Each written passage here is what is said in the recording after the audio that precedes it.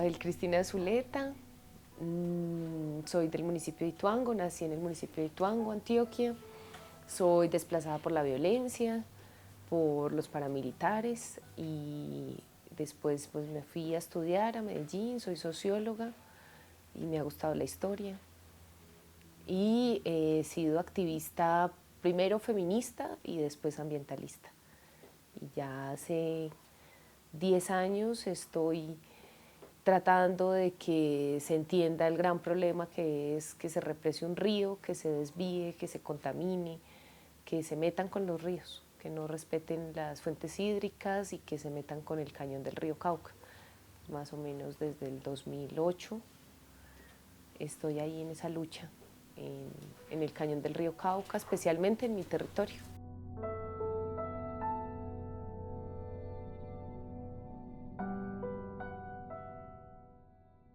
En un principio no eran ríos vivos, éramos básicamente un montón de mujeres por ahí, dando vueltas y conversando, tomando tinto, tomando aguardiente y fumando cigarrillo. Eso era lo que hacíamos. y diciendo pues que este mundo está muy mal, que había aumentado la prostitución, que había muchos problemas, que los maridos se estaban perdiendo, que no sabíamos para dónde se estaban yendo, que necesitábamos entre todas ir a buscarlos, y era que que habían creado un puteadero o un prostíbulo en el Valle de Toledo, que es un corregimiento del municipio de Toledo, que pasó de tener 100 habitantes a 2000 habitantes, porque llegaron un montón de obreros, y ahí nos empezamos a ver como qué era esto de la hidroeléctrica. Entonces un montón de mujeres por ahí diciendo como, oiga, aquí hay un problema, aquí esto está pasando algo grave y necesitamos saber si esas mujeres que llegaron pues se cuidan o no, se enferman o no, y qué está pasando con el problema social. Y después de eso, en esa misma época, hubo un boom en Medellín que iban a acabar a EPM, que había un problema con EPM, que había que salvar a EPM, y bueno, todo un montón de sociedad en Medellín. Yo estaba ya trabajando, entonces me convocan a una serie de reuniones por ser de Ituango y por haber trabajado en la universidad, haber hecho investigaciones sobre el conflicto armado, que siempre ha sido mi angustia, mi preocupación por mi propia vida, pero la vida de mi familia, pero la vida de Ituango, pero la vida del todo el cañón, como tratando de encontrar respuestas. ¿Por qué? ¿Por qué nos pasa tantas cosas y tantas y tantas y tantas y más? Entonces, un profesor me llama, me dice, Isa, por allá están debatiendo sobre su pueblo, vaya usted por allá. Pero pues yo no sabía como de qué o qué era lo que estaba pasando. Y ahí es donde me entero de Hidroituango, o sea, porque Hidroituango no aparecía como en el panorama, sobre todo en esa época que había una situación muy difícil, muy complicada, y empiezo a entender realmente la relación entre el conflicto armado y empiezo a buscar los patrones, los hitos históricos del megaproyecto, y coincidían con los hitos históricos del conflicto armado y coincidían con las masacres, y empiezo como a entender realmente la situación y a decirle a la gente que nos teníamos que organizar. Entonces esos tintos, ese cigarrillo y ese aguardiente pasaron a ser asociaciones de pescadores, de barqueros, de mujeres, de jóvenes, y empezamos a articularnos como comunidades afectadas por Hidroituango. Ahí no había todavía ríos vivos, había una serie de comunidades afectadas por Hidroituango que explota cuando empiezan a desalojar a la gente, que mucha gente se enteró de Hidroituango, ya no solo por el escándalo en Medellín. Yo lo único que fui a ese espacio de supuesto debate académico, que era donde se tomaban las decisiones y la inteligencia iba a decidir sobre los territorios. Yo lo único que digo es lo mismo que nos han hecho siempre, es que desde aquí deciden sobre el territorio rural, y yo no voy a participar de eso.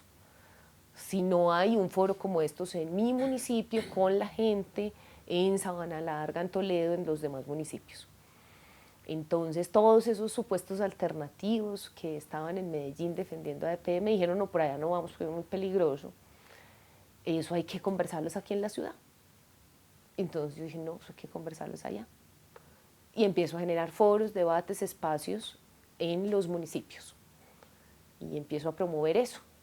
Entonces, ahí todavía no era la idea de los ríos libres, no, era una idea de qué está pasando y entendamos qué está pasando y organicémonos porque esto va a ser muy grave y porque aquí hay que descubrir qué es esto y porque llegó el ESMAD de un momento a otro, llegó a sacar a la gente y nosotros nunca lo habíamos visto. O sea, en el territorio solo se había visto ejército en la zona rural. Bueno, legales. Y policía en la zona urbana.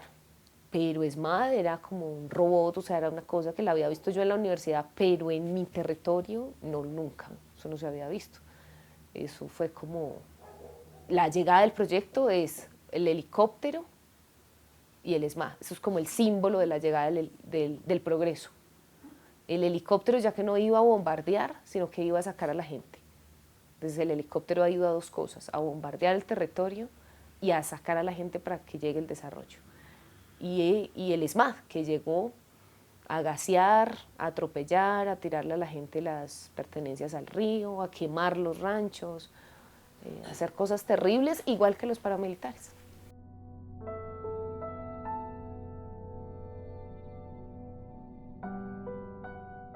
El primer desalojo fue en el año 2010, en el municipio de Ituango. Es porque la gente le estaba estorbando, porque necesitaban pasar por ahí para entrar a lo que hoy es todos los campamentos principales de EPM. Mientras tanto, nosotros ya nos estábamos reuniendo en Cuní, Itacuí, que es otro de los primeros campamentos. Y ya nosotros estábamos haciendo reuniones ahí porque era una finca bellísima, con unos vallados y nos gustaba mucho estar ahí, pues porque era una finca de los indígenas y que tenía mucha historia. Pero ellos la tumbaron completamente, la destruyeron.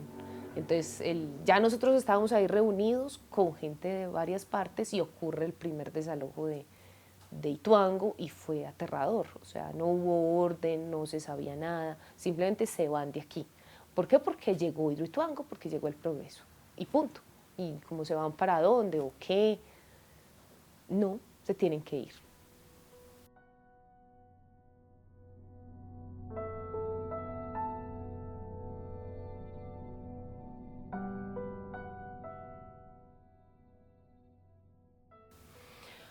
Pues la información, es que la característica de la información, o sea, realmente estar informado es que te permita la actuación.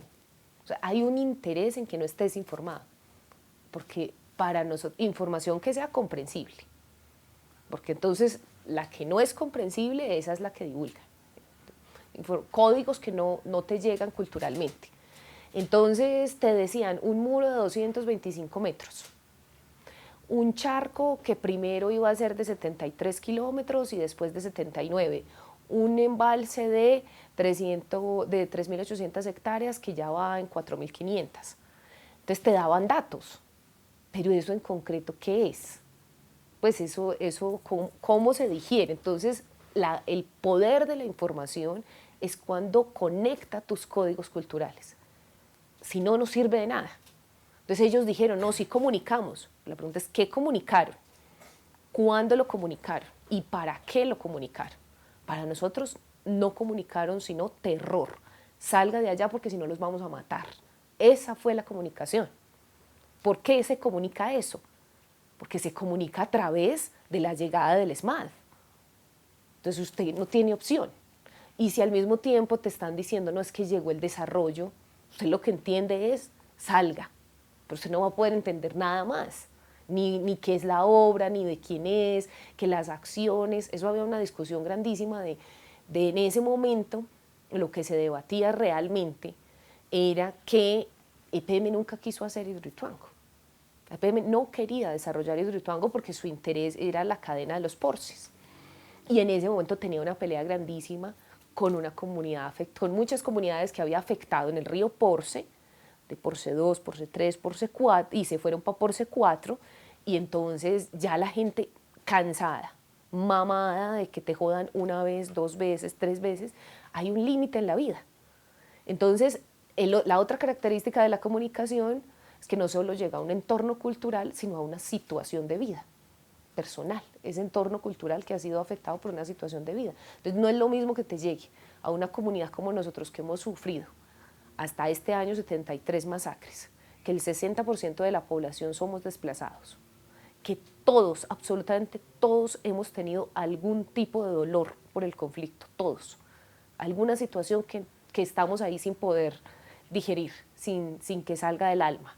Eso, la información llega de otra manera. Es distinta a la manera como llega en la ciudad, con el conflicto urbano, y es distinta a la manera como llegan los académicos, a los comunicadores. Entonces la recepción es distinta. ¿Y qué pasaba? En Porce 4 la gente se cansó y les dijo, no señores, no más. Aquí nos organizamos, ustedes no nos van a hacer lo mismo que nos hicieron en Porce 2 o en Porce 3, y aquí la tierra vale esto, porque ustedes la otra no la robaron. Eso fue lo que hizo EPM en la mayoría de represas que ha construido, porque la tierra no vale según sus estándares. La tierra vale según el cariño, según la tradición, o sea, tiene otras valoraciones. Pero ellos dijeron que no, que porque es muy inclinada, como nos dijeron a nosotros, que eso allá es un rastrojero, que eso allá no produce nada, que eso allá no hay nadie, que mejor dicho eso no vale nada, no vale para ellos, no produce para ellos, no tiene sentido para ellos. ¿Y por qué? Porque no quieren pagarla, porque lo que pagaron es 200 pesos el metro cuadrado, y eso es miserable. Entonces los otros, sí dándose cuenta de que EPM ya estaba acostumbrado a hacer así, y dijeron, no, aquí no más, en Porce 4 no más. La gente se organizó y EPM entró en ese momento en una situación muy difícil, y fue que, por un lado, Luis Alfredo Ramos, porque también lo hemos venido diciendo, este es el proyecto más politizado de la historia del país. O sea, cuando uno revisa los momentos históricos del proyecto, siempre ha estado al margen de los temas de debate político en Antioquia. Politizado a nivel de Antioquia, porque también lo que ha hecho, que tiene mucho que ver con la información, es que allá lo que nos comunicaban a nosotros era lo que querían en ese ambiente, pero también lo que nosotros intentábamos comunicar, se crea una burbuja. Antioquia siempre ha tenido una burbuja comunicativa. Se comunica lo que el grupo empresarial antioqueño decida, y punto. Sale a los medios nacionales lo que se ha filtrado del medio regional, sale y es permitido o no. O sea, siempre ha habido una burbuja. Y lo poco que se sabe aquí en Bogotá de Antioquia es porque está filtrado en Antioquia. Porque ya nosotros hemos tenido que hacerlo a la inversa para poder desbloquear, porque nosotros no entendíamos qué pasaba. O sea, nosotros hemos hecho protestas, hemos sacado informes, comunicamos de una manera, tenemos un blog, hemos intentado todas las formas creativas que se nos han ocurrido, hemos hecho sociodramas, hacíamos en la universidad, yo creo que no, marchas, movilizaciones gigantescas, plantones, ocupaciones pacíficas de las alcaldías, absolutamente nada se conocía antes de esta tragedia de Hidroituango y de lo que estábamos viviendo. ¿Por qué? Por esa burbuja comunicativa que es un centro de poder, y es que lo que se sepa aquí va disque en contra de los paisas. Entonces también tiene que ver con lo cultural, y para nosotros nos costó muchísimo entender eso, y eso tiene que ver con el vaivén político y con la historia del país entre el centralismo y el federalismo, y eso es, digamos que tiene ese origen, y a nosotros nos costaba mucho entender pues, qué era lo que pasaba. Cuando se crea la Sociedad Promotora de Pescadero Ituango en el año 97, estaba Álvaro Uribe Vélez como gobernador de Antioquia. Entonces es un momento político y una decisión política que nosotros no teníamos manera de enterarnos porque se disparan las masacres. O sea, nosotros teníamos que ocuparnos de correr, de salvar la vida, porque nosotros no estábamos enterados de que allá estaban decidiendo que se iba a hacer un proyecto sobre el territorio. El proyecto queda ahí, a la deriva, la mayoría accionaria pasa a EPM para tener el control, por eso sabemos que nunca lo quiso hacer, porque si no lo hubiera hecho antes, por esa sencilla razón, y porque prefería la cadena de los porces más pequeñas, con mayor manejo, que una gigantesca como estas que en la cabeza de este señor que quiere controlar el territorio, hacer un dominio militar del territorio, pues tiene que ser una cosa como estas.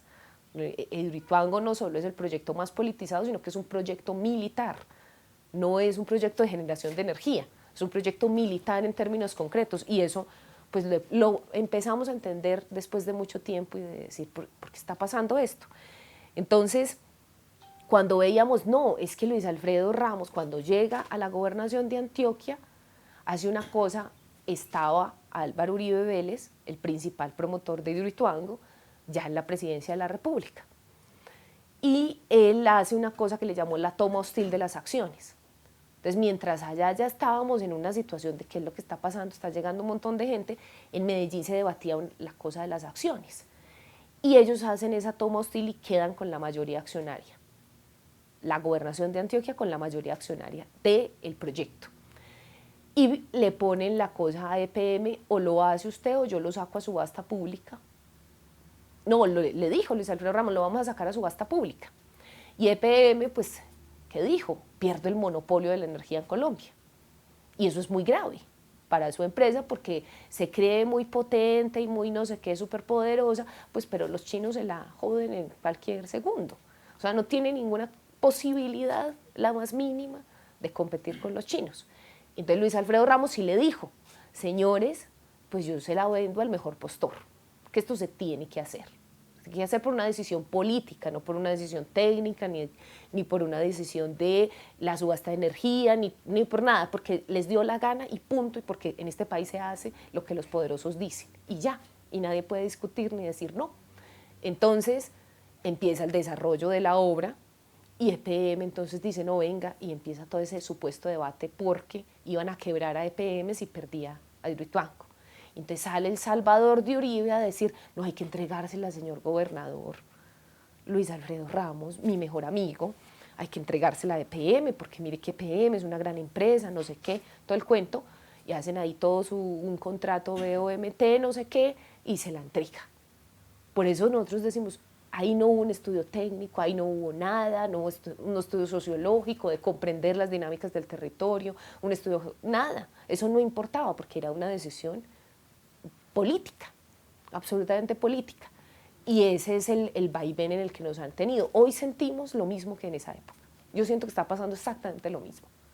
Porque ayer, después de ese desastre de autoridad ambiental que se tiene en Colombia, que toma unas decisiones el 1 del mes, el 1 de junio, pero que para no generar mucho escándalo, otra vez el asunto comunicativo, otra vez la posibilidad, porque es que Colombia uno siente en estos procesos organizativos que le tiene un miedo a que la gente se organice terrible, entonces que nos tiene que matar si nos organizamos, porque ese es el terror a que estemos pensando y más organizados. Entonces no, hay tanto miedo que hay que desarticular cualquier forma de organización que piense. Y toma una decisión el 1 de junio, la comunica el 28 de junio. Nosotros le preguntamos a la ANLA, ¿qué está pasando? Y la ANLA nos responde, no sabemos. ¿Cómo así que la autoridad, la que controla, no sabe? Si la autoridad no sabe, entonces nosotros ¿qué podemos esperar? Y hoy, bueno, entonces se reúne, sacan esta resolución que dice suspenden obras regulares, solo siguen las obras de la emergencia. Y nosotros preguntamos, ¿eso qué es? Díganos cuáles son las obras regulares y cuáles son las obras de la emergencia. Y nos dicen hoy, no, nosotros no sabemos cuáles son las obras de la emergencia. Y ayer, bueno, el ministro también sale y dice, no, hay que vaciar y se suspende. Efectivamente, ¿qué pasó? Si las obras regulares no pueden continuar, la licencia se suspende. La licencia queda sin piso porque la licencia es un permiso para hacer cosas en un marco específico. Ellos dicen, no, la licencia no se suspendió. Ayer la Junta Directiva de Hidroituango sale y dice, en Antioquia, no sé si llegó acá porque uno siente como que hay una cosa que no llega, otra que sí llega, y bueno. Entonces sale y dice a la opinión pública, no, la licencia no se suspendió, a pesar de que el ministro había dicho que sí. Y no, nosotros vamos a seguir haciendo las obras regulares. Y no, el proyecto tiene que continuar. Eso en términos prácticos, ¿qué es? Nos importa un pepino lo que digan aquí, allá mandamos nosotros, el proyecto sigue y nosotros hacemos lo que nos dé la gana. Eso es una decisión política. Y eso es lo que pasó en esa época, pasó en el 97, pasó en el 2008, entregan la licencia ambiental, entregan la declaratoria de utilidad pública, los eximen del diagnóstico ambiental de alternativas. ¿Por qué? Porque sí, por una decisión política. Entonces, uno ve la resolución, en la que los eximen del diagnóstico ambiental de alternativas y no dice absolutamente nada. Le dice, ¿por qué? Porque es un gran proyecto y hay que eximirlo del diagnóstico y punto. Ah, bueno, en este momento no, hay una resolución, hay que hacer cosas y no las hacemos. ¿Y qué? Cuando nosotros empezamos a decir nos oponemos, ¿qué nos dijeron? Que íbamos en contra de Antioquia. Incluso me llegaron a mí a decir, no, no se me olvida una noche a las 12 de la noche, es que usted puede estar interrumpiendo que Antioquia se libere. Yo, ¿se libere de qué? ¿Se independice? ¿De qué? Yo, por Dios, yo peso 51 kilos. Entonces, ¿yo qué voy a poder hacer eso? Yo no puedo hacer eso. Yo lo estoy diciendo, si por favor hacen el favor y respetan a la gente. Si hacen el favor y nos dicen si este proyecto es paramilitar o no. Si hacen el favor y nos dicen por qué tiene construidas 4 bases militares. O sea, lo único que estamos haciendo desde esa época es haciendo preguntas. El problema es que esas preguntas son incómodas. Ni siquiera hemos alcanzado a hacer exigencias, porque no nos ha dado. Hemos alcanzado a hacer preguntas.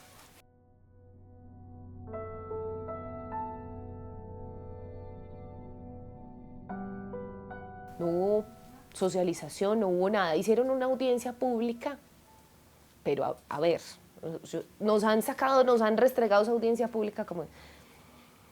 Confirmaron 100 personas, asistieron como 70. Se hizo en Liborina, 70, la población del Cañón, de los municipios que ellos dicen afectados porque nunca nos quisieron aceptar que eran 19, no, que ellos decían que 12. Nosotros decíamos todos aguas abajo, nunca nos quisieron aceptar, porque fueron a decirnos, por allá no va a pasar nada. Ah, bueno, no va a pasar nada. Y la población son 180.000 habitantes. ¿Cómo nos van a decir una audiencia de 70 personas? Y además en Liborina, y en ese momento histórico, los de Ituango no podíamos ir allá, porque eso era una zona paramilitar. Y a nosotros nos declararon, nos ubicaron en una zona guerrillera. No, no podíamos, no se puede ir, sencillamente porque así son las fronteras del conflicto. Entonces ellos decidieron hacer la audiencia en Liborina y nosotros les preguntamos, eso se hace con animadversión. O sea, usted no puede venir a un territorio y desconocer que tenía que hacer una audiencia en Occidente, otra en Norte, otra en Bajo Cauca, como mínimo si quería realmente que la gente participara, escuchara, se informara, preguntara. Eso nunca sucedió. La Procuraduría se los dijo en esa época, hagan mínimo 3 audiencias. La ANLA no existía en esa época, existía el Ministerio de Ambiente. Dijo, no, se hace una y se hace en Liborina y a nadie se le informa.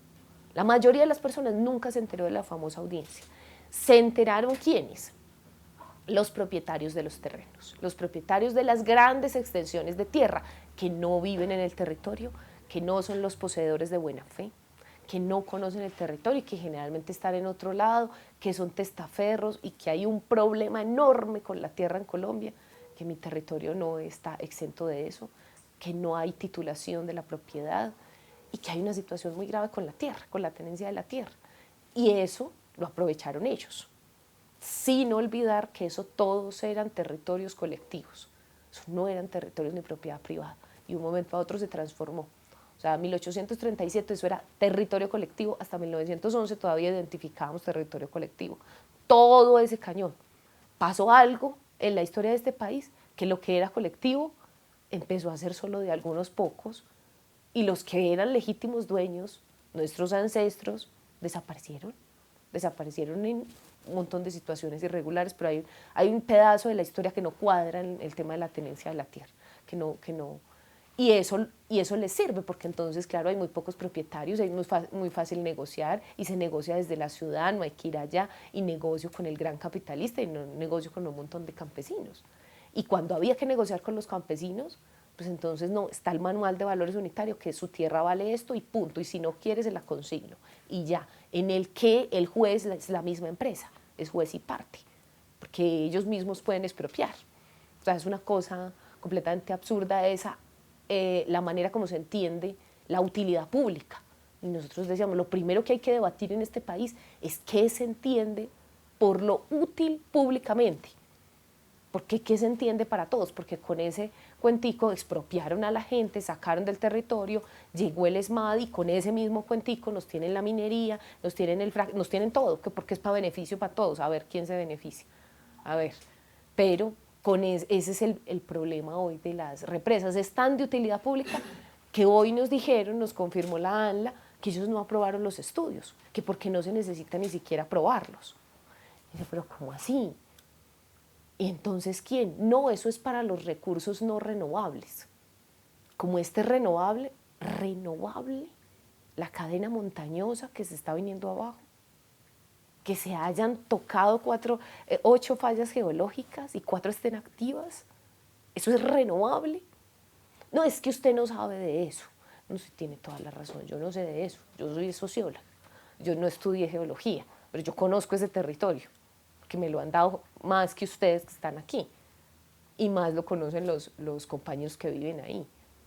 Pero ahí hay una discusión prácticamente insalvable del poderío de la ciencia, es el otro pilar en el que ellos están. Nos dijeron, no, es que nosotros somos los que sabemos y ustedes no saben. Entonces déjenos hacer las cosas a los que sabemos. Ustedes no opinen, incluso nos sacaban de las reuniones cuando llegábamos, nos sacaban, no es que los de Ríos Vivos no entran a estas reuniones, todo el tiempo nos discriminaron. ¿Por qué? Porque decidimos tomar una postura crítica y hacer preguntas. Y nos sacaban, nos decían, no, usted no puede preguntar. Y así hemos estado, pero consulta no hubo, mucho menos real información. Nos llevaban los mamotretos, bueno, ¿quiere informarse? Mire. Y decía, no sean descarados. El 80% de la población es analfabeta o analfabeta potencial. Ustedes saben esos datos. Ustedes no vengan a humillar a la gente aquí, a decir que hicimos una socialización y que la única manera de hacer preguntas es por escrito. No hagan eso, porque eso es humillar. Eso no es ningún proceso participativo. Entonces, no, que uno es muy grosero, ustedes tienen los datos, pero los ponen en función de lo que a ellos les sirve. No, nadie preguntó, pues ¿cómo iban a preguntar? No se puede. Eso es ser miserable, sencillamente, porque eso no tiene justificación. Nosotros lo primero que pedimos, no exijan que se hagan preguntas por escrito. O sea, uno con ese dato de la población les deberían prohibir. Además hay un derecho a la asistencia letrada. ¿Usted dónde sacó ese derecho? Bueno, yo no me invento los derechos, no, pero ese derecho no les servía a ellos, no les era funcional.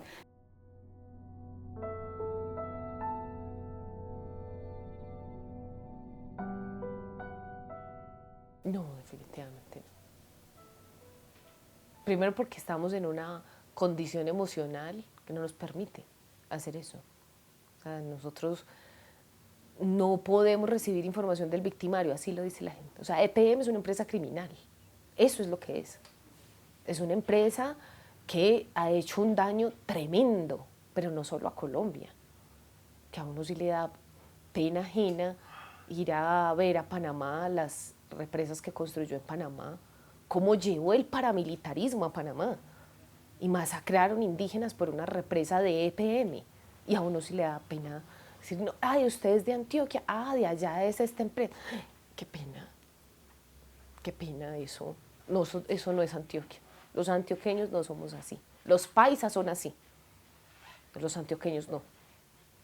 A los que les metieron en su cabeza un hito fundacional de hacha, de tumbar todo el bosque, esas cosas no son del antioqueño. Antioquia surge en el cañón y surge con el barequero ancestral, 2400 años en los hallazgos arqueológicos. Eso es lo que quieren desconocer. O sea, eso se va a borrar. Lo que inundaron fue una cultura ancestral, una técnica que le pedimos al Ministerio de Cultura. ¿Hace cuántos años? Eso fue la pelea como de hace 5 años con el Ministerio de Cultura. Entonces decíamos, es que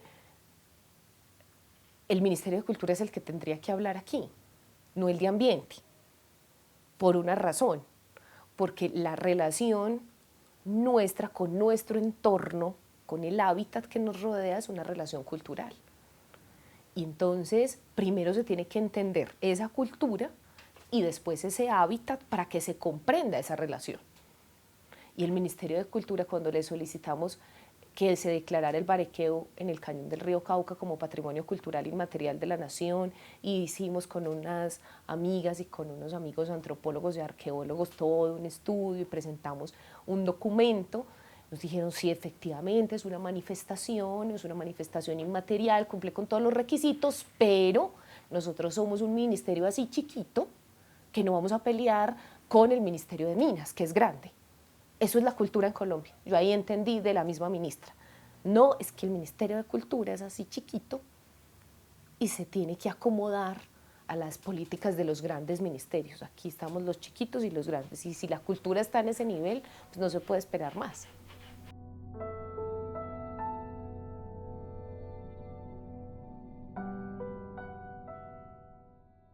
Es peor porque la información en este momento es de carácter vital. O sea, no es información como por ilustrarme. No es que yo quiero saber de eso, no. Es que la información en este momento le permite a la gente correr o no correr. Y eso es de lo que no se ha tenido conciencia. Es que la información en términos del riesgo es para que salves tu vida. O sea, yo no estoy esperando que nadie me la salve. Yo tengo una responsabilidad con mi propia vida, pero para eso necesito información. Ese es el carácter de la información en este momento. Entonces, eso lo discutíamos hoy. Una cosa es que yo me pretenda que me informe por los medios de comunicación. Y entonces RCN y Caracol no sirve. Y que me diga EPM es no atienda sino a la información oficial. Si usted me dice no haga eso, yo lo que voy a hacer es sentir desconfianza. Eso es lo que ha hecho EPM, es un contrasentido en términos comunicativos. Es decir, si usted le dice a la gente no haga eso, pues ella por curiosidad va a decir, no, aquí está pasando algo, yo voy a ir a ver. Entonces no le va a atender a sus propios comunicados. Y si la misma gestión del riesgo genera tanta desconfianza como la misma EPM, porque son los más amigos allá en el puesto de mando unificado y se la pasan de un lado para el otro, se quedan en el mismo hotel y uno no ve independencia y uno no ve que hay un Estado realmente asumiendo la cosa, pues uno dice, no, es que aquí están todos al servicio de EPM, así lo sentimos nosotros. Entonces eso hace que cualquier cosa que comuniques, porque eso depende de quién la comunica. Es que no es lo mismo que la esté comunicando un pescador a que la esté comunicando el presidente de la República o Naciones Unidas o los gringos o los militares gringos. O sea, eso tiene un sentido distinto. Cuando a mí me dijeron que los militares gringos habían hecho el informe y yo ahí, ahora sí, se prendió esto. Ni siquiera pensé que habían hecho un informe ni de la montaña ni del muro, no, yo dije, las bases militares que ellos construyeron allá ahora van a ser gringos. Fue mi primer temor. No había leído absolutamente nada, después digo, bueno, miremos. Pero uno está prevenido, uno tiene, dependiendo de quién le emite la información, es que no es lo mismo que me lo digan los militares gringos. ¿Cómo me va a venir aquí a hablar de gestión del riesgo un militar gringo? Yo no concibo eso. Me va a decir si corro o no un militar gringo. O sea, pues no, eso no puede ser que pase en este país. Y además, pues uno ve un gringo y uno no le va a hacer caso. Sencillamente no le va a hacer caso porque por allá no saben nada, no han hecho sino pelotearse, no saben caminar al cañón y nosotros burlarnos de ellos porque qué pecado, no saben aguantar esas temperaturas, no saben andar en mula. Y entonces uno a una persona que no domine el territorio le va a creer. Eso está pasando con el gerente de EPM. El gerente de EPM sale a decir bestialidades por televisión y la gente no hay no burlarse, porque uno no puede ir diciendo cualquier cosa. Entonces, sí, es una empresa muy poderosa, pero ¿qué es lo que hoy está pasando? Primero, su desprestigio, el desprestigio de sus ingenieros que permiten que hable por ellos un gerente que no tiene ni idea de lo que está diciendo. Si uno se pone a hacer una línea de tiempo de sus comunicaciones, todas han sido contradictorias. Y la gente pues los únicos que le siguen parando bolas son los medios de comunicación, realmente. Pero a mí me parece interesante el momento, pero me parece más crítico. Ya no es igual que antes, pero la situación hoy es que por lo menos el gerente se ha desenmascarado. ¿Por qué? Por sus mismas contradicciones. Eso no había pasado con los anteriores gerentes de EPM, que guardaban su máscara técnica, yo no me unto de política, y entonces esto es una tecnocracia que hay que dejar aparte porque esta es una empresa seria y por no sé qué, y guardaban esa imagen que quiso mantener algunos gobiernos en Antioquia. Pero los anteriores gerentes guardaron esa postura. Este no, este ya se salió de sus casillas y ha dicho una cosa, ha dicho la otra, y como digo, vuelvo y voy. Entonces ya eso se perdió, se ha venido perdiendo, y por eso fue que le tuvieron que hacer una fiesta. El día que subieron a la cota 410, sobre el nivel del mar, que no es lo mismo que metros, y por eso es que confunden, porque es que uno no le puede ir diciendo a la gente la cuota 400. Toda la gente estaba pensando que eran 410 metros. Así, y decir, pero ¿cómo se les ocurre? No es que el muro va a medir 225 y apenas iban en no sé. Entonces, si uno explica las cosas mal, es porque quiere que se entiendan mal. Entonces, la información no llega. ¿Cómo le va a decir a la gente sobre el nivel del mar? Dígaselo en metros o dígaselo sobre la montaña. Pero uno no le puede ir comunicando de esa manera así como tan olímpica, o como para comunicarle a otro, pero pretender que le comunico a la gente. Entonces, cuando llegaron a la cota 410, hicieron un asado, hicieron una fiesta, felicitaron al gerente, todo el mundo, porque se salvó la obra. ¿Salvó de qué? Y todos nosotros pero a ver, es que la avalancha, como le decimos nosotros, o la borrasca también, como se llama, cuando ha pasado, porque es algo además muy frecuente. O sea, casi todos los ríos y quebradas en nuestro territorio han tenido borrascas, casi todos. Nosotros tenemos una memoria de las fallas geológicas, de los movimientos en masa, tenemos una memoria de nuestros ancestros de las borrascas en cada uno de los ríos, en cada una de las quebradas, porque es el territorio que tenemos. Nosotros tenemos eso ahí. O sea, yo perfectamente sé de las veredas que conozco de la 125 en Ituango, sé en dónde se han venido, dónde están los volcanes que llamamos, donde la tierra no deja de brotar y de caerse y de caerse y de caerse. Ese conocimiento del territorio ellos lo despreciaron siempre. Nos dijeron que eso no era técnico, que eso no importaba para nada, que nosotros no sabíamos nada. Y eso es lo que nosotros fue lo que dijimos en el año 2012, que no se debía hacer, porque veíamos, porque observábamos y porque teníamos esa memoria ancestral. Nos dijeron, no, llegó un geólogo experto, entonces aquí se tapa. Lo que está pasando hoy es que llega un experto, y entonces EPM hoy está sacando puros videitos con gente que habla en inglés y que abajo le hace la traducción, y que ya por eso le tenemos que creer, solo porque habla en inglés. Y ya con eso pues tapa el sol con un dedo. En esa época nos hizo lo mismo. No lo hizo en español porque nosotros no entendemos inglés, pero nos hizo exactamente lo mismo. En el año 2012, cuando hablamos de la preocupación sobre las fallas geológicas, sobre los megadeslizamientos que se han dado como fenómenos en el cañón, sobre megadeslizamientos que han producido represamientos naturales, y por eso es que el cañonero dice es que el río es el que decide cuándo represarse y cuándo no. El río es el que manda, no la gente. Él tiene su espíritu y tiene su dinámica, y usted lo represa cuando usted diga, y él se va a revelar. Esa es la dinámica del cañón. Entonces, cuando le dijimos eso, esas historias y todo ese saber que teníamos, y que nos lo ayudó a complementar un geólogo, nos dijo, efectivamente eso sí pasó hace 500 años, pasó hace tantos años, ha pasado en varias ocasiones, efectivamente ahí hay tantas fallas geológicas, se les llama así, estamos sobre la cordillera occidental y sobre la central, pasa esto. Empezamos a entender el conocimiento ancestral, a juntarlo con el conocimiento técnico en un diálogo maravilloso, de igual a igual, no en el que nos pusieron ellos. Pero cuando nos sentamos con EPM, no señores, es que aquí no va a pasar nada. Punto. ¿Por qué? Porque yo soy el que sé. Ya. Entonces hoy está pasando, no señores, en Antioquia se hace lo que el grupo empresarial antioqueño dice, la Junta de Hidroituango dice, y punto. ¿Por qué? Porque ganó Duque, así nos lo dijeron. Porque ganó Duque, y porque Duque apoya el proyecto. Entonces lo que diga la ANLA no nos importa, lo que diga la gente no nos importa, lo que digan los geólogos tampoco.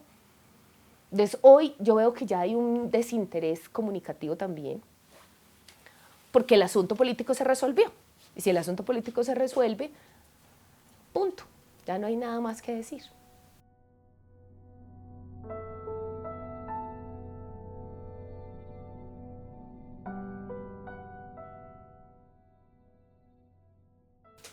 No solo no llega la información, sino que no quieren que llegue. Porque es que si llega, y ya hay un mínimo nivel organizativo, un máximo nivel de inconformismo, un máximo nivel de descontento popular, más el componente de la información, es la gotica con la que juegan todo el tiempo, sencillamente hay una revuelta popular. Eso es lo que pasa. Eso es lo que está pasando además, porque cuando hay también ausencia premeditada de la información, pues la gente no es boba, sabe que hay algo está pasando. La última protesta, que no salió por ninguna parte, que se hizo en los llanos de Cuibá, la gente subió desde Caucasia, eso es muy lejos, y los comerciantes y la gente muy molesta porque cerraron la vía para la costa.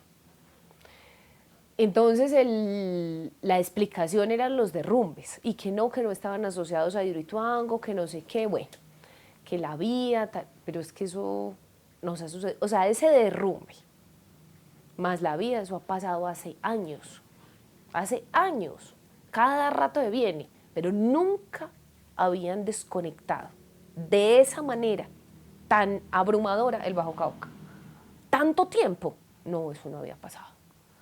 Entonces también uno empieza a decir, ve qué tan raro, la gente inconforme, la comida, molesta con esos albergues, molesta por la situación, que no hay pescado, que el río, la soledad del puerto. Es que el puerto, precisamente como un puerto, eso tenía una dinámica, la bulla, la rumba, la cosa, bajaban los campesinos, había compras, o sea, el puerto siempre fue una alegría a pesar de la violencia, pero es un sitio de baile, de encuentro, el casco urbano de Puerto Valdivia. Y verlo así un domingo es una desolación impresionante. Ver que la gente no está, que los animales están muriendo de hambre. O sea, esa desolación, ese dolor. ¿Qué decimos nosotros? Bloquearon la vía para que no se supiera esto, para que la gente no pasara por aquí y viera el dolor, para que nosotros no saliéramos a bloquear la vía. Para eso interrumpen el paso, para que la gente no salga a manifestarse. ¿Usted qué va a salir a manifestarse si por ahí no pasa nadie? O sea, ¿quién le va a manifestar? Si cuando uno sale a la calle es para que el otro lo vea y le ayude a hacer bulla y vea que hay un problema, el berraco. Pero entonces, ¿para qué vamos a hacer esas protestas por allá en esa soledad? Es que no se veía un carro de Valdivia a Tarazá que fui, no vi un carro, eso yo nunca lo había visto. O sea, en esa vía, que es una vía principal, es una arteria del país.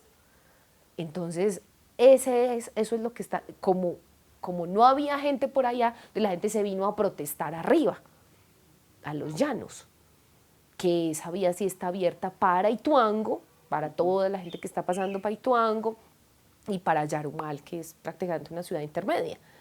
Entonces, ahí hay mucho flujo de vehículos, entonces la gente dijo, no puedo protestar abajo, entonces me subo y protesto arriba. Eso fue lo que nosotros, ahí entendimos el sentido de decir, no, es que no se puede pasar por la vía. Ve qué tan raro y justo en este momento. No nos dejan ni siquiera manifestar.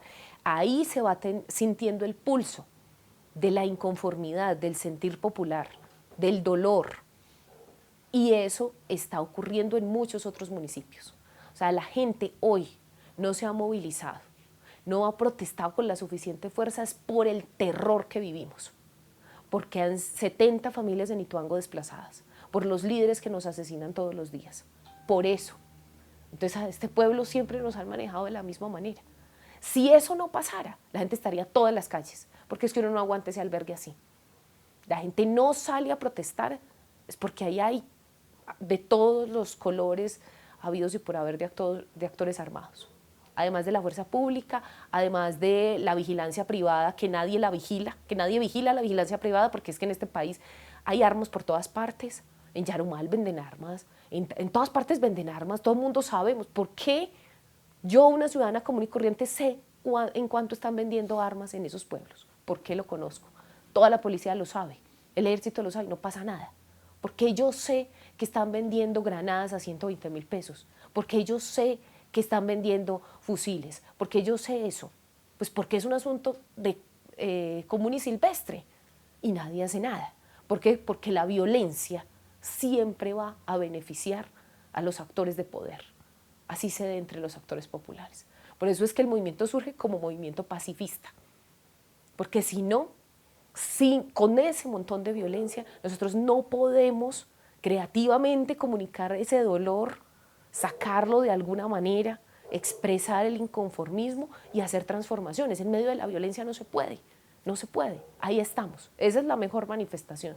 Si no, la gente estaría diciendo otra cosa, haciendo otra cosa. Nosotros en medio de la violencia, lo que hemos hecho como movimiento es tomar aire, aguantar un poquito y decir este taco que tenemos aquí a pesar del miedo. Porque es que también hay un límite. Hay un límite para la indignación humana y a ese límite también estamos llegando allá, que eso además es un límite peligrosísimo, es cuando pierdas el miedo. Y a eso puede llegar Colombia. Colombia puede llegar a perder el miedo. Yo nunca lo había visto con la claridad como lo vi en el año 2012, una protesta gigante que hicimos en el Valle de Toledo, bloqueamos toda la obra, felizmente, porque lo que queríamos decir es esas retroexcavadoras, esos bulldozers, esos taladros gigantescos que vienen de los suecos, que aquí se las dan de que son muy de derechos humanos y se la pasan es vendiendo maquinaria, eso es tan destructivo como un fusil, eso también son armas. Esas son armas en contra de los animales, en contra de la montaña, en contra de la naturaleza. Y esas armas, ¿por qué no nos las identifican claramente? Porque nos dicen que no, que las armas son las pistolas. No, señores, esas armas también son de destrucción y de destrucción masiva, porque nos destruyen la posibilidad de que haya futuro. Eso es lo que están haciendo esas armas. Entonces nosotros hicimos una protesta en el Valle de Toledo, en el año 2012, llegó mucha gente y nosotros no sabíamos hacer protestas, porque por allá pues no se habían hecho protestas nunca, la verdad. Eso no había como un referente de cómo se hacía. Entonces nosotros, ¿qué hicimos? Conformamos ahí un campamento, llevamos unas carpas, unos plásticos y nos hicimos en la vía. Yo llegué con 2 campesinos. Dijimos, no, de pronto alguien nos apoya y si nadie nos apoya, pues nos vamos. Y esa fue digamos así surgió, porque es un movimiento muy espontáneo y eso también, digamos, ha hecho que permanezcamos en el tiempo. Ahí no hay nada planeado, como que no, yo programé que íbamos a hacer así. No es así, eso no es cierto. Como usted cómo planeó y cómo no funciona así, no. Lo conversamos tomando tinto, no, vámonos para allá, como así que esas máquinas, mire lo que están haciendo. Nos sentamos ahí y empezó a llegar gente, empezó a bajar gente de las montañas, empezó a llegar gente de San Andrés, gente de Ituango, gente de Toledo, gente de Briceño. Y cuando menos pensamos éramos 1000 personas. Éramos mucha gente. Y estábamos organizados ya por municipios y cada uno tenía su fogón y cada uno, bueno, y entonces ¿qué vamos a hacer y qué vamos a pedir y esto qué, cómo? Y nosotros pues tratando de hacer asambleas y entre todos, no, pero así no es, pero es que una mujer no sabe, que usted no puede ser líder, tiene que ser un hombre, y uno ahí defendiéndose. Entonces me junté con otras mujeres y no, señores, a ver, respeten, y entonces no sé qué, bueno, y así surge realmente el movimiento, de una manera muy espontánea. Pero en esa primera gran movilización de bloqueo de todas las obras de Hidroituango, estábamos en ese campamento, el ejército llegó y empezó a disparar hacia las montañas.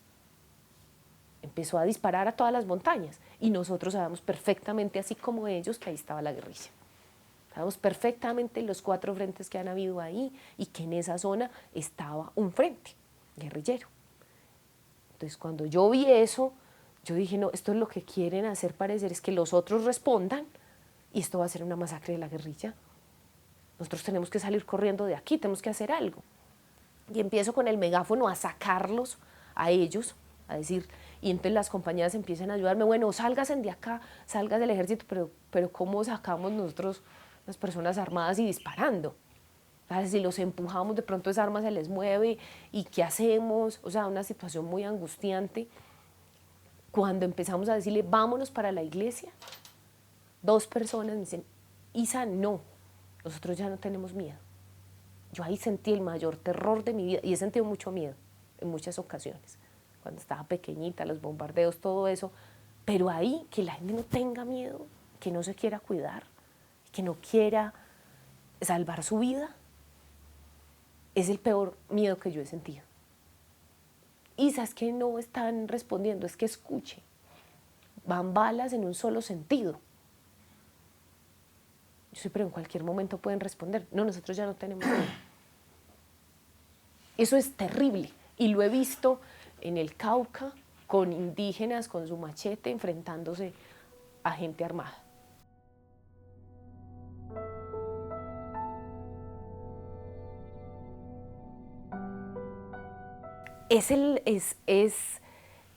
O estás ahí o eres completamente indigno, no mereces vivir.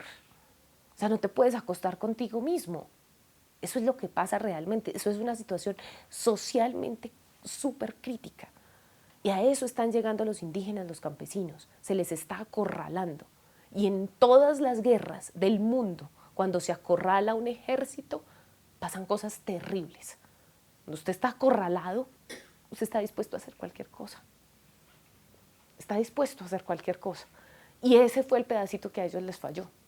Porque en sus estudios, en la licencia ambiental de Hidroituango aparecía, no, es que haya habido tanta violencia, que allá no hay líderes representativos, allá no hay gente organizada, no hay ninguna manera de que la gente se organice y se oponga. Eso está ahí en sus estudios. Entonces el estudio ambiental dice, el estudio de impacto ambiental establece los 27 impactos de Hidroituango. 24 negativos y 3 positivos. Dentro de los 3 positivos, 1, generación de empleo, 2, que se aumenten las finanzas de los municipios y 3, fortalecimiento organizativo. Entonces el tercero está calificado como bajo porque no quedan organizaciones, porque la mayoría de los líderes han sido asesinados, porque no hay procesos organizativos fuertes. O sea, se benefician, ahí fue donde entendí, se benefician de nuestro dolor y de nuestro sufrimiento. Eso es lo que hacen. Utilizan el dolor y el sufrimiento de la gente en su beneficio económico. ¿Por qué? Porque ellos mismos lo están caracterizando. ¿Por qué? Porque decían en los ¿cómo le llaman ustedes? En la publicidad, estas cosas que sacan muy elegantes para vender un producto. Y entonces ahí aparece todo muy elegante. Ahí decía, los datos que te contaba ahora, una foto muy bella porque nuestro cañón es precioso, o era, no, sigue siendo. Una foto y decía el kilovatio hora, nunca se me olvida, lo vi en el año 2008, kilovatio hora más barato de Latinoamérica. Razón, no hay gente. Y entonces nosotros, ¿qué somos? O sea, si no hay gente, entonces la gente, ¿qué es? Desaparecer a la gente. El hecho de que no exista. Hoy dicen, y se lo dijeron a la compañera Estela recientemente, que es que allá no había gente. Y Estela, entonces, ¿yo qué soy? Si allá no hay gente. Entonces, el primer objetivo, de acuerdo, que nos trazamos es el demostrar que existimos. Nos decían, pero es que eso es una locura. No, es que nosotros primero tenemos que decir sí existimos, porque si nosotros no existimos, nos eliminan. Así de sencillo. Y ellos ya nos habían eliminado en su brochut, sí. Ya nos habían eliminado, o sea, ya ahí no existíamos y por eso era el kilovatio hora más barato. No existe. Entonces, uno que tiene que luchar cuando te dicen en la cara, no existes. Tienes que luchar por existir, por el derecho a existir. Y esa es la primera lucha que da el movimiento. Aquí estamos, somos sobrevivientes de la guerra. Y ustedes se benefician de ese dolor, de ese sufrimiento y del hecho de que la mayoría de la gente no esté.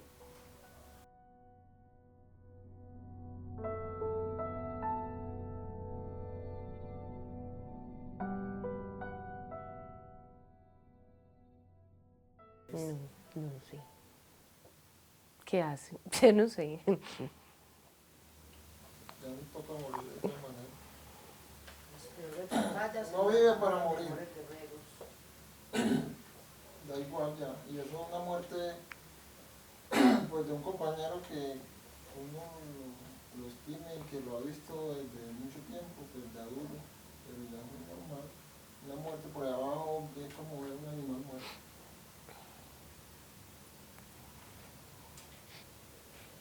Una muerte por ahí es como...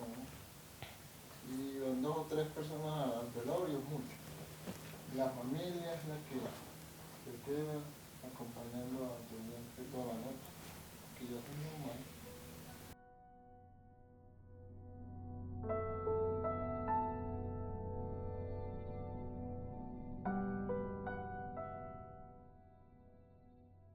Dijo que allá no mandaba el gobernador. Eso fue súper loco. O sea, nosotros, ¿qué nos dijeron? Nos dijeron, además, pero hoy no quisimos sacar ese pedacito ahí. Nos quedó pendiente, no se les vaya a olvidar la próxima vez. Gracias. Pues lo que pasó con el gobernador. A nosotros nos dicen hoy, nos explican la norma, que porque es que no la entendíamos, eso es el problema. Cuando uno quiere decir algo, el problema es que no entiende. Nosotros hicimos una protesta, iba a llegar el gobernador a Valdivia, y nosotros llevábamos protestando 6 días seguidos, enfrente del PMU, que nos dejaran entrar y nos dijeran, nos dieran respuesta a las preguntas vitales que tenemos. ¿Se quitó la amenaza con esto? No, ¿se va a venir o no? ¿Cuándo? Mejor dicho, ¿para dónde nos vamos o qué hacemos? Y la comida, ¿por qué el huevo no lo fritan, sino que es con agua? Así no nos gusta. ¿Cuándo van a dar la arepa? No nos den pan, que eso es de gente de Bogotá. Así dijimos hoy, hoy entendimos. ¿Cuándo es que van a llegar con las arepas? Bueno, ese tipo de cosas. Nosotros íbamos a decir eso en el PMU y íbamos a decir, bueno, ¿y los frijoles qué pasa? Pues que como cosas que son importantes para la vida. Y nos dijeron que no, que eso era un espacio técnico, absolutamente técnico, y que nosotros no teníamos nada que hacer ahí. Hoy nos lo repitieron. No, eso es un espacio técnico. Entonces yo dije, venga, explíqueme qué es técnico. No, ya usted va a poner aquí, no sé qué, no, es que yo sé que es técnico, usted no me puede decir eso. ¿Cómo así que es un espacio técnico? ¿Qué es la técnica? Nosotros tenemos técnica, claro, solo para organizarnos hay una técnica, hay una manera de hacerlo, hay una experticia incluso, que no la tiene usted tiene otra y usted tiene otra. Y hacemos cruces y generamos un conocimiento. Hacemos contrastación, pero usted no me puede venir a decir que simplemente por eso. Y les decíamos, no, tenemos unas cosas que decir, ¿quién nos va a escuchar? ¿Quién nos va a escuchar? Entonces, nosotros no sabíamos que iba a ir el gobernador, sino que estábamos ahí como todos los días, puntuales a las 7 de la mañana, a ver, ¿nos iban a atender o qué? ¿O los cansábamos de gritar o qué íbamos a hacer? Cuando ese día sí todo estaba cercado, militarizado, pues, ¿pero qué pasó? Pues no, es que ustedes sabían que venía el gobernador. No, nosotros no sabíamos. ¿Y qué pasa si viene el gobernador? Que haga el favor y nos reciba. Pues nosotros necesitamos hablar con él. No, que no sé qué, y que bueno, sí, pero si habla solo uno, no todos. Y entonces nos dimos cuenta que nos iban a hacer la jugada. Nos dimos cuenta por los periodistas. De un momento estábamos ahí los periodistas, los que estábamos protestando, adentro los de la gestión del riesgo, de APAR y todo. Cuando de un momento a otro vemos que los periodistas, alguien vino y les dijo no sé qué al oído y me los pillé yo por allá, vámonos detrás. Y arrancamos detrás de los periodistas. Y los periodistas se vinieron y corrían por otra cuadra y claro, ellos iban por donde sí estaba el gobernador. Entonces, cuando llegamos donde el gobernador, nos cerraron la puerta. Que Ríos Vivos no puede entrar, que no sé qué.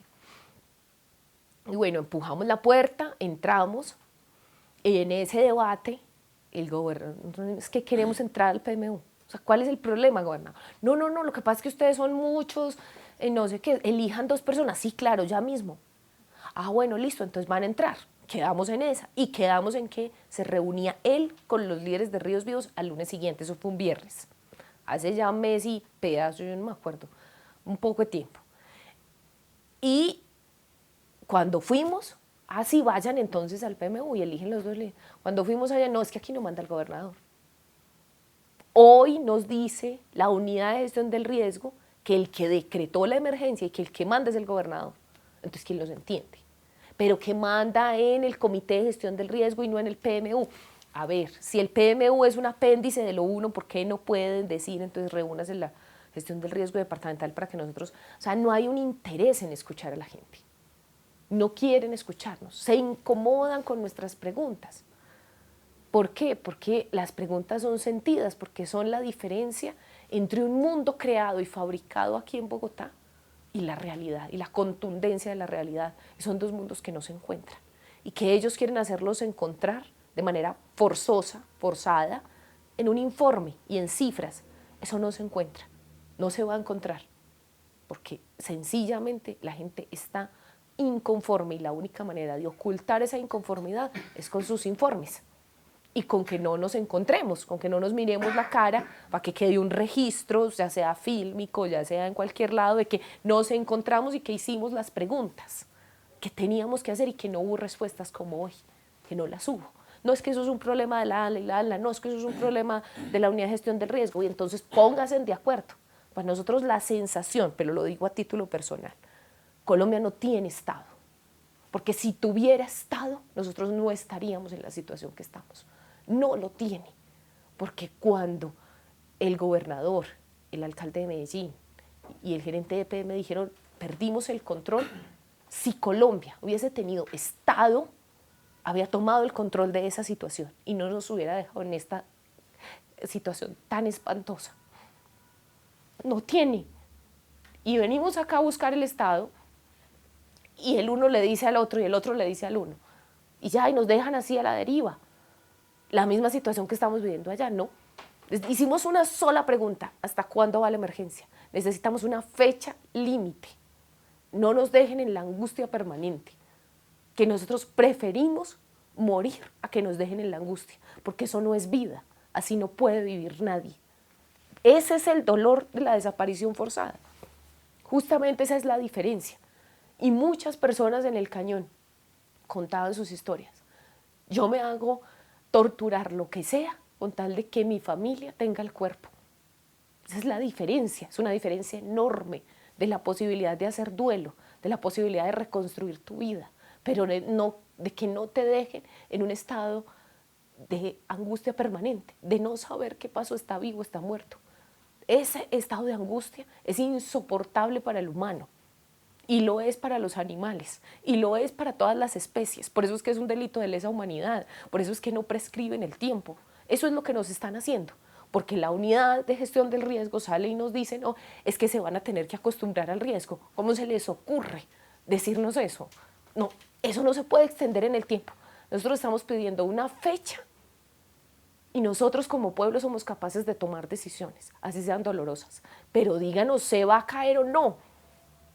Díganos hasta cuándo, pero no nos deje así, porque eso es la misma sensación de la desaparición forzada, es la misma.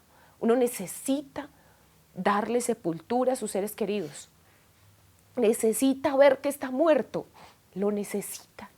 Todas las culturas lo tienen, todas las tradiciones, y aquí se les ocurrió que eso no es importante, que 82.000 desaparecidos en Colombia no son importantes, que la unidad de búsqueda de desaparecidos no es importante. No, aquí hay otras cosas más importantes, que la fiscalía no se pone de acuerdo cuántos son los desaparecidos, no sabe cuántos son.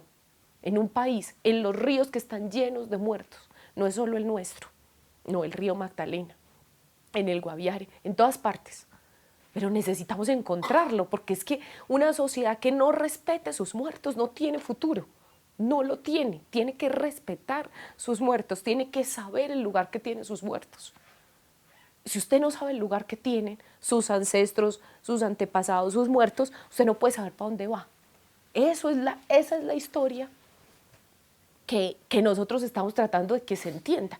Desde ahí entendimos, el problema de Hidroituango no es técnico, no es político, ni siquiera es armado como lo decíamos.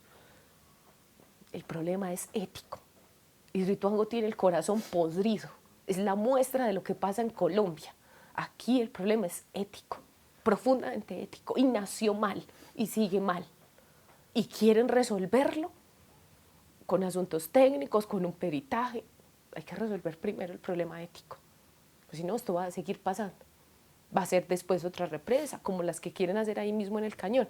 Más abajito, EPM ya está haciendo los estudios para hacer Hidroespíritu Santo sobre el río Espíritu Santo, sobre el cañón del río Cauca, o sea, la desembocadura del río Espíritu Santo al río Cauca, pero es que el río Espíritu Santo es una falla geológica en sí misma. Entonces no, para nosotros, pero ¿cómo se les ocurre? Es que ese río tiene otra dinámica. No se metan con ese otro río, entonces ya no solo es este, que es bien poderoso, bien fuerte, sino el otro que se mueve de maneras distintas. No, pero tienen que hacer un montón de cosas, son un monstruo tras otro monstruo. Antes era Cañafisto, que está más arriba. Ni siquiera es Hidroituango, Hidroituango es el primero, de una serie de megaproyectos. El otro es de 900 y pico de megavatios, el otro le dijeron la ANLA como por disimular, le dijo no va a tener licencia ambiental Cañafisto. ¿Por qué? Porque ese bosque seco tropical está en vía de extinción. Ve qué tan raro si es el mismo bosque en todo el cañón. Y entonces le dice al uno que no le da permiso y a Hidroituango sí, y nos destruye uno de los bosques mejor conservados, que está en vía de extinción en el planeta, que hay especies que no están en otro lugar. Eso también nos duele muchísimo, porque nosotros necesitamos saber para dónde se fueron las guacamayas. Nos responden absurdos que no, que las reubicamos. Por Dios, ¿quién les va a creer semejante pendejada? No, es que reubicamos las guacamayas.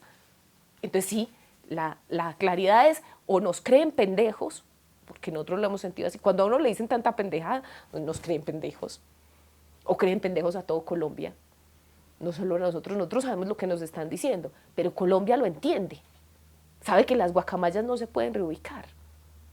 Sabe que no es posible. O sabe que una falla geológica, como lo dijo el gerente, no llega. Llegó la falla geológica. ¿Qué es eso? O sea, me creen pendeja, creen a todo el país pendejo y nadie hace nada. Es decir, o usted es pendejo o se hace. Porque si no hace algo, porque tampoco vemos como que haya una opinión pública que esté diciendo algo, que esté haciendo, que no, ha crecido la solidaridad, se ha comprendido mejor el problema, pero el problema de Hidroituango es de todo el país. Entonces nosotros sí sentimos una soledad profunda cuando dicen Hidroituango es Colombia. Y entonces nosotros ¿qué somos? O sea, la gente ¿qué es? Si Hidroituango es Colombia, entonces los afectados ¿qué venimos siendo? Nos sacaron del país, nos desterraron de una vez, desaparecimos por fin, así como ellos dicen que ya no hay gente. Cuando ponen esas frases y hay un montón de gente haciendo cadenas de oraciones para que se salve Hidroituango, y no nosotros, y no las guacamayas, y no los osos perezosos, y no los tigrillos, entonces quiere decir, aquí hay dos países que no conversan, que no se conectan, y hay un problema ético en la mitad que nos parte. Y eso va a tener que resolverse porque o sea, es una sociedad que no tiene futuro. O sea, nosotros no vemos allá cómo vamos a salir de este problema.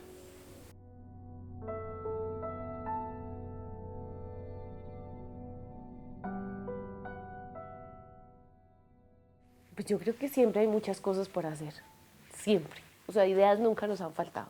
Es lo único que no nos han quitado, las ideas. Hay un montón de cosas por hacer. Ya lo primero que hay que hacer es, para nosotros, es primero que se entienda del lado de quién debe estar la solidaridad. O sea, que se entienda que hay un victimario y unas víctimas. O sea, ese es el ejercicio comunicativo que nosotros queremos hacer. Así como lo decía el compañero ahorita, es que ¿cómo me va a dar la comida? ¿Quién me hizo este daño? O sea, es que yo no quiero esa comida. O sea, ¿por qué no me la puede dar otro? O sea, ¿cómo así que el paramilitar viene, me mata a mi familia y después yo le tengo que recibir la comida a él? ¿Por qué me ponen en esa situación? O como nos pusieron una vez en una audiencia de un paraco en Medellín, que el juez se para y nos dice a las víctimas, le tiene que dar la mano. ¿Por qué? O sea, ¿por qué? Déjeme decir que no, déjeme. O la compañera, déjeme decir, no le perdono. Se lo dijo al paraco, no le perdono. Déjeme decir que no. Lo primero que hay que hacer es que nos dejen decir que no. No le quiero dar la mano al paraco, no lo quiero perdonar, no quiero. Déjeme. Aquí hay que decir no, déjeme decir no. Entonces, la primera cosa que nosotros estamos diciendo es, déjenos decir que no, pero tiene que haber más gente que se atreva a decir que no, que esto no está bien, que aquí hay cosas que no están bien, que no queremos perdonar a EPM, que no nos dé la comida EPM, que no nos tengan los albergos EPM, que es que para nosotros es el que nos causó este daño. Entonces uno no entiende esa cosa ahí. Un compañero lo explicaba de una manera muy sencilla. Este nos metió la puñalada y ahora este quiere cosernos. Y uno es corriendo y desangrándose para que el mismo que le metió la puñalada no lo cosa. Y entonces el otro le tiene que decir, no vaya, déjese coser. Eso es lo que nos dice el Estado. Vaya que él lo va a coser. Él lo va a salvar para que no se desangre. Esa es la mejor metáfora que yo he escuchado de lo que sentimos. Nos estamos desangrando y la única posibilidad es que PM nos cosa. Lo que nosotros queremos es que se entienda quién es el victimario y quién es la víctima, porque si no, no podemos resolver nada. Hay que partir de ahí. Y lo otro, que nosotros estamos tratando de que nos ayuden porque para nosotros hoy lo más importante es el ejercicio comunicativo. O sea, poder decir, tenemos que venir a Bogotá porque no tenemos espacios en Antioquia, porque como no nos consideran paisas por oponernos, entonces allá es muy difícil comunicar. La carga cultural, la carga de ese peso tan grande del ser paisa, nos cae todo a nosotros. Nos toca, bueno, entonces, ¿en qué espacios podemos? ¿En dónde sí podemos conversar? ¿Sí podemos decir? Para que después de comprender se pueda actuar. Entonces, primero comprender, uno, quién es el victimario, dos, quién es la víctima, tres, cuál es el problema. ¿Cuál es el problema aquí? ¿Qué es lo que realmente está pasando aquí? Para nosotros poder plantear la solución. Para nosotros la solución es dejen el río libre. Dejen los ríos, no solo el río Cauca, dejen correr los ríos libres. ¿Por qué no pueden dejar correr los ríos libres? No, que es que generan energía y que hay gente de una generación que está de acuerdo con las hidroeléctricas. Pues sí, pero es un sentido de, pensemos en la libertad, pensemos en qué es un cuerpo vivo y conversemos sobre eso, sobre lo que nosotros sentimos que es el río, que quizás es distinto el río Bogotá al río Cauca, puede ser, pero conversemos sobre los ríos, conversemos sobre las montañas, que son actores que deben ser consultados. En esas consultas previas, en esas consultas a las comunidades, deben salir esos actores. ¿Por qué no encontramos manera de comunicarnos con la montaña? ¿Por qué no encontramos manera de comunicarnos con el bosque, con el agua, pero con el agua como ciclo? No como recurso, que eso es distinto y la comunicación se da distinta. El agua como ciclo, pues entonces está aquí, en esta piel que suda, en estas lágrimas y que se están evaporando y que tienen una lluvia y que va a caer, o sea, el agua como ciclo vital. Porque si no nos ponemos de acuerdo ahí, entonces por eso es que decimos, no, sí son buenas, no, comuniquémonos de otra manera, preguntémosle a esos otros seres a ver si estarían de acuerdo con eso. ¿Cómo le preguntamos? ¿Es que hay una manera solo humana? No, la comunicación no es solo humana. Nosotros la sentimos en el cañón, los árboles se comunican entre ellos. Hoy la sentimos. Sabemos cómo está sufriendo el cañón y cómo está sufriendo el río.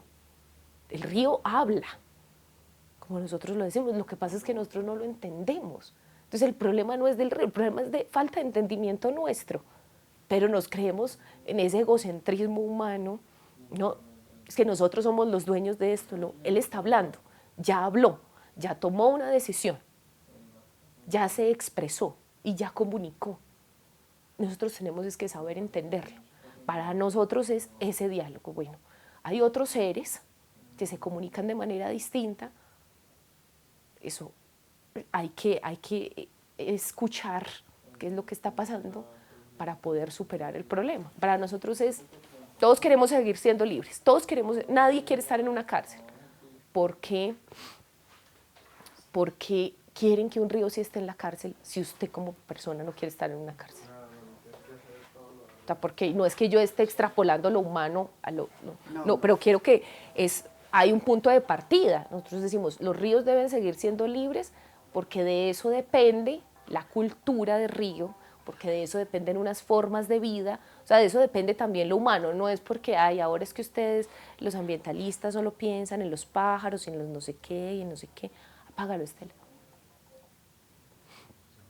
No piensan sino en eso, porque también nos han dicho como los hippies, los no sé qué, y que no, a ver, primero hay un ambientalismo popular, que es este. No tiene nada que ver con el ambientalismo académico. Es otra cosa. El ambientalismo académico debería volverse activista, salir a la calle y volverse popular para que genere transformación. Eso con un libro no se genera transformación. Un libro no va a generar transformación. El conocimiento genera posibilidad de pensar el mundo de otra manera, pero para actuar, no para quedarse ahí, sentado ni escribiendo, y muy bello y todo, pero es que hay que vivirlo, así como hay que vivirlo en el territorio. Entonces eso porque además se vuelve otra forma de extractivismo, que nosotros lo hemos entendido también así. Se van, nos estudian, ay no, mire, no, quiero escribir un libro, ¿y eso en qué me va a ayudar a mí? ¿Voy a tener mejor comida? ¿Voy a recuperar mi casa? Ah, puede ser, quizás, no, ¿cuántos puntos te da a ti para la universidad? ¿Te va a hacer famoso? No sé qué. No. Ahí hay otra forma de extractivismo. Yo voy, te extraigo y entonces vengo y me hago famoso. Eso no es lo que nosotros queremos. Nosotros no creemos que así nos puedan ayudar. Y han salido muchas ideas de que así sea. Yo personalmente no creo que eso sirva. ¿Qué sirve? ¿Qué sirve? La reflexión para la actuación. Eso es lo que queremos. ¿Y qué es después de entender quién es la víctima, el victimario, de entender el problema y de reflexionar sobre cómo comunican los otros seres? ¿Qué hay que hacer? Pasar a la acción. ¿Y cuál es la acción? La acción política de movilización, la acción crítica de hacer documentos desde tu área, desde la tuya, desde todos, de salir, escribir, de publicar, de hacer pancartas, de eso, de sensibilizar, de que seamos cada vez más, de decir aquí, de decir allá, y de que nos acompañen en la Procuraduría, es decir, es que no están solos, ellos no son los que están locos, es que hay otra gente que está pensando, que nos acompañen a la ANLA, que nos acompañen a todas esas instituciones para que ellos tomen decisiones que nos favorezcan o, en el mejor de los casos, que nos dejen tranquilos y que la sociedad nos ayude a tener una tierra, a reconstruir el proyecto de vida, a hacer nuestros bolsos, nuestras cosas, porque eso finalmente va a hacer surgir la esperanza. ¿Por qué no nos dan tierra? ¿Por qué? Porque nos han querido arrebatar la esperanza. Eso es un movimiento social, es un movimiento de esperanza, eso no es nada más, no es ni para luchar contra el Estado, ni porque queramos el poder, o sea, esas cosas que nos dicen que es que no sabemos ser como es, no, nosotros nunca hemos querido, ¿cuál poder de qué? Si la gente está sobreviviendo, porque queremos una tierra, una vivienda digna, que la niña de la compañera, del compañero, no esté pensando todo el día en que cuando se viene papá la avalancha, no, eso no lo queremos. Queremos estar tranquilos, que haya comidas, ya, y que nos dejen quietos. ¿Eso se puede hacer? Claro que se puede hacer. Si mucha gente decimos, bueno, ¿cómo hacemos para que comprar una tierra allí, otra allí, o cómo hacemos, en dónde, para dónde nos vamos? Se puede, claro, podemos reconstruir, allá hay un montón de tierras, ¿de quién son esas tierras? Eso es otro problema, pero bueno, pero nosotros creemos que es posible, que es perfectamente posible, que hay un montón de cosas por hacer y que se puede recoger comida y que podemos sembrar y que podemos hacer lo que nos gusta hacer, y lo que nos gusta hacer es no estar en la ciudad. Se define por oposición, sí, pero es que la gente no quiere vivir en la ciudad. O sea, hay mucha gente, los que fuimos desplazados, que fuimos por la violencia de la ciudad, que entendimos la violencia de la ciudad, no, yo no quiero eso, yo quiero estar allá. La violencia de la ciudad es un control absoluto. Te quitan el agua cuando ellos quieren, te quitan la energía cuando ellos quieren, te quitan lo vital. Aquí, si no llega la comida a la central de abastos, sencillamente no hay comida. Entonces tienes que pensar como ellos digan, tienes que hacer lo que ellos digan. El sentido estricto de la libertad, es muy difícil el ejercicio de libertad en una ciudad. No queremos eso, porque el ser cañonero es profundamente libre.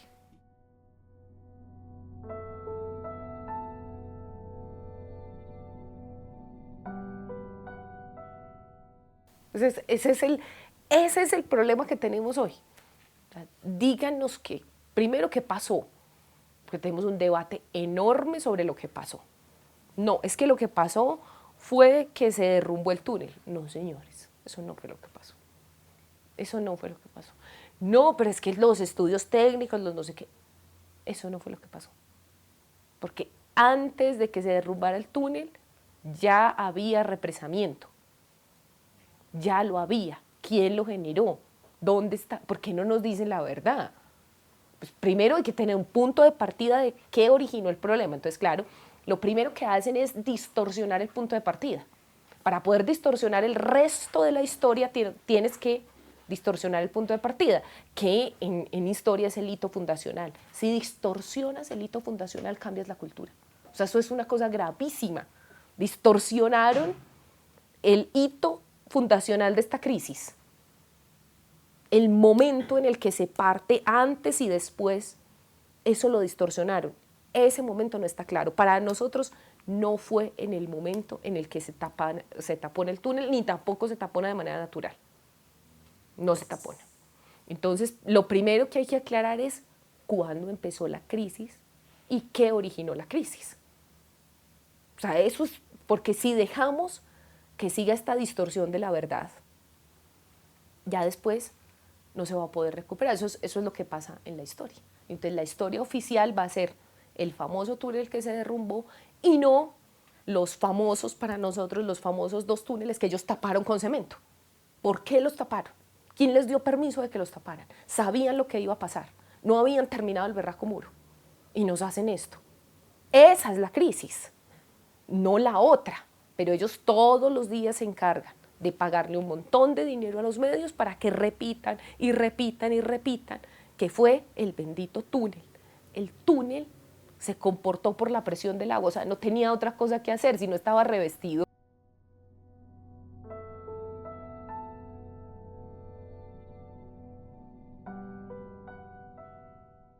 Esa es la potencia y la fuerza de estar organizados. Los unos nos comunicamos a los otros. Eso fue lo que salvó la vida, no ellos, ni con su rescate, ni con nada. Esa es una verdadera gestión del riesgo, que la gente se organice. Eso es gestión del riesgo. Si estamos organizados, podemos saber qué hacer, cuándo hacerlo y cómo hacerlo. Punto. Nosotros no necesitamos que nos digan ni para dónde irnos, ni cuándo irnos, ni qué comer.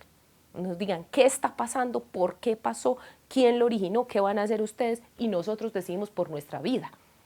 Que eso sí es muy berraco. No hemos cometido un delito, no hemos hecho nada, y entonces estamos encarcelados. Encarcelados allá, deciden qué comemos, cuándo salimos, se pide permiso para salir. O sea, es una vida indigna. En todo el sentido de la palabra no puede ser peor. Es un campo de concentración.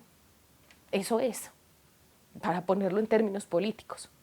Solo que no han querido decir. Y cuando ahí mismito en Ituango, que se tiene el otro de las FARC, que se les terminó el tiempo, sale no sé si lo escuchaste, el gobernador de Antioquia, a decir que se le terminaba el tiempo a las FARC. Hoy fue que lo entendí, con otro compañero conversando, es que Isa, mire, ellos tenían un tiempo y se acababa ahorita. Y entonces el gobernador de Antioquia salió a decir, inmediatamente se acaba ese tiempo que está estipulado, se va a destruir, voy a pasar una retroexcavadora por encima de eso. ¿Cómo? El 30 de... No, fue el gobernador de Antioquia, Luis Pérez, que se termina el tiempo de las zonas veredales transitorias, se llaman, y allá tenemos unas, se termina el tiempo y yo voy a destruir todo eso. ¿Cómo así? ¿Cómo así que lo va a destruir? O sea, y entonces, ¿esa gente para dónde se va? Y entonces estamos en medio de una crisis. Ah, no, es que aquí se destruye la memoria, para que no se entienda qué pasó ahí, para que no sepamos por qué. A ellos que merecen vivir, por más que hayan hecho cualquier cosa, merecen vivir, los están matando allá mismo. ¿Por qué? Nosotros no queremos que los maten a ellos, ni siquiera a los paramilitares, nosotros no queremos que maten a nadie, ni por más mal que nos hayan hecho, nunca. Pero entonces es más fácil coger un bulldozer y pasarlo y borrar todo, lo que acabaron de construir. Es que lo acabaron de construir para que ellos estuvieran ahí, no, hasta el 30 y lo voy a borrar. Así es que ha funcionado esta sociedad. Borro la memoria para que nadie sepa. Entonces nosotros, ¿qué decimos? Ese campo de concentración, en cualquier momento no. ¿Qué les dijeron a la gente? No, ya se tienen que ir. O nos dijeron que se tienen que ir de las escuelas. ¿Cómo así que se tienen que ir? Pero es que ¿quién llevó a la gente a las escuelas? Y entonces ya no, es que no pueden decir que no. Se tienen que ir y se tienen que ir para donde yo diga, para el campamento Sevilla, que nos costó 3.000 millones. Nosotros decidimos el campamento Sevilla. ¿La gente lo decidió? No, no lo decidió, porque no la dejan decidir. Hicieron el campamento Sevilla en medio de un nacimiento de una quebrada. Porque toman decisiones tan absurdas. No es que ahí no se veía, solo se veía un poquito de agua. Así me respondo. Un poquito de agua, pues porque así nace el agua. Primero nace un poquito, se junta con otras y va haciendo un río. Pero es que no nace un gran río de una vez. ¿En dónde ven eso?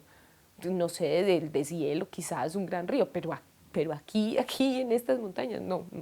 Entonces, claro, desconocimiento del territorio, hicieron ese campamento allá, hoy le están diciendo a la gente, primero se tenía que venir para acá, se tiene que venir para acá, y después ahora se tiene que ir para allá. Y cuando sea ya que pase algo, entonces se tiene que ir para allá, y después para allá, y después para allá. ¿Y cuándo recuperamos la libertad? La posibilidad de decidir algo tan básico como en dónde estar en este mundo. Pues, absolutamente elemental. Hasta para los desplazados. Lo decíamos, los que hemos sido desplazados, que sentimos, ni siquiera esa palabra, me gusta el desarraigo, los que hemos sido desarraigados, que nos arrancan algo de acá, que es el querer estar ahí y no poder, tenemos la esperanza de volver. Siempre se tiene esa esperanza. Todos tenemos esperanza. Los que se van para otro país tienen la esperanza de volver. Con este megaproyecto no se puede. Sencillamente te quitan la esperanza de volver. Por eso decimos que es peor que la guerra. Genera más desplazamiento que la guerra. Genera un sentimiento peor que la guerra. Porque quieres volver y ya el territorio no está. Está destruido. Desde el derecho al retorno desaparece. Desaparece. Porque lo destruyeron. Los desplazados por Hidroituango no van a poder volver nunca. Porque ya el territorio no es el mismo. No es el mismo. O por el riesgo abajo o por la inundación arriba. Los desplazados por una mina, tampoco. Los desplazados por el extractivismo, por el desarrollo, no tenemos posibilidad de retorno. Y eso es lo que el país debería comprender. Es mucho más grave que la guerra. La guerra, por más bombardeos que ha habido en Ituango, nosotros teníamos la esperanza de que algún día eso se cuadraba y volvíamos. Entonces uno siempre tiene, por más bombardeos que ha habido, por más masacres, uno tiene la esperanza de volver. Ya no.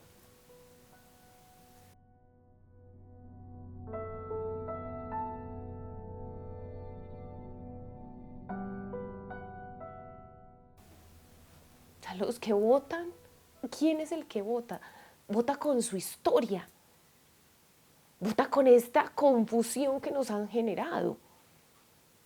¿Quiénes votaron en Medellín? Es que yo me acuerdo de la consulta. Fui yo a votar, estaba un chico sí, que uno lo identifica fácilmente, pues porque en Medellín uno sabe quién es y entonces estaba ahí en la esquina y yo le pregunté, ¿usted por quién va a votar? No, yo no voy a votar, yo vengo aquí a ver cómo es la vuelta. Ah, ¿por qué? No, vamos a ver si me animo. Y yo, ¿cómo así que si me animo? Sí, depende cómo uno vaya viendo la cosa. O sea, el pulso de las votaciones es una ficción social. Eso no es real. Para mí no representa, yo que conozco el territorio, no representa lo que la gente siente ni lo que la gente quiere. Eso no lo representa. Yo no veo a ninguno de los compañeros y yo les pregunté, bueno, nosotros no hacemos campaña por nadie, porque además es muy peligroso en el territorio, pero sí decidimos por qué no vamos a votar. Eso sí lo tenemos clarito. Cuando le decía a este chico, yo me quedé ahí un rato porque me gusta, pues eso es lo que hacemos los sociólogos, observar, interpretar, tratar de entender el mundo, y a mí me gusta eso desde siempre, por tratar como de entender qué me ha pasado a mí mismo para poder entender lo que me rodea. Después él decidió entrar a votar. No, es que esto está complicado, me dijo. Esto está complicado. Y yo, ¿por qué? ¿Por qué lo viste complicado? No, esto está como muy reñido. Esto está como muy reñido, pero es que uno no sabe aquí. Vea, hay una gente que da plata, el chico, de la banda, que además daba orden de por quién votar, porque a él le pagaron para dar órdenes. Él mismo tenía duda de por quién votar y si votaba o no votaba. Pero él estaba dando órdenes y daba una orden armada. No daba una orden si quieres o no. Se da una orden armada, porque así es que pasa en el territorio. O sea, eso no es no, es que usted tiene que conseguirse 20 votos y si no, lo echan de la alcaldía. punto. Eso no es una decisión popular, eso es que te toca. No, es que los muchachos del barrio decidieron esto, punto. Y ese barrio lo construyó Pablo Escobar. O sea, ¿qué posibilidades? No tienes ni posibilidad de discernimiento histórico, nada. Te dejan vacío y no tienes posibilidad en este momento de decisión política consciente. ¿Qué esperamos? O sea, allá, en esa situación, en los momentos de crisis, ¿qué es lo que hace uno? Sálvese quien pueda, no más, porque no tienes más que hacer. Eso no es, venga, sentémonos, no, sálvese quien pueda. ¿Y quién se va a querer poner aquí la soga al cuello cuando estamos en un albergue, cuando estamos en esta situación? No, sálvese quien pueda. En los sitios más difíciles, en esas situaciones que uno dice, no, es que la sociedad se va a cohesionar, que nos vamos a unir, eso es mentira, eso no funciona. En las crisis lo que hacen todos los animales es o correr o atacar al que lo está atacando. Usted no tiene más opción. Eso es, nosotros somos un animal y tendríamos que ser más animales, regresar a ese sentido, pues los animales son mucho más inteligentes y tienen eso clarito. Ellos saben cuándo se reproducen, cuando son capaces de defenderse y de buscar su comida. El humano no, se reproduce en cualquier momento, cuando pueda. Entonces, en ese sentido, somos animales. ¿Qué hacemos ante una situación de riesgo? ¿Qué hacemos cuando vemos matones todo el tiempo? ¿Qué puede hacer el compañero? Su decisión más crítica es no votar. ¿Puede hacer algo distinto? No. La mía, ¿yo qué puedo hacer en esta condición de riesgo? Siendo líder social, estando en el territorio en el que estoy. Yo sí decidí salir conscientemente y voy a hacer público mi voto, además, porque es que quiero vivir este momento. ¿Por qué me tengo que sentir así, perseguida? ¿Por qué les tengo que decir a los de la Colombia Humana, no, qué pena es que allá, si yo me pongo a hacer campaña, me levantan más rápido? ¿Por qué tengo que sentir tanto miedo y tanta persecución todo el tiempo? No, si yo creo que este país puede ser distinto, sí lo puede ser, pero en otro momento. En este momento, yo estoy contenta de lo que pasó, así nos vaya más mal. Yo sentí un alivio. ¿Por qué? Porque uno le tiene que tocar fondo para que esto cambie, tiene que tocar al fondo. Y hay unos que no han tocado fondo, que no lo han tocado. Y vamos a tocar fondo, y vamos a comer mierda, y mucha mierda.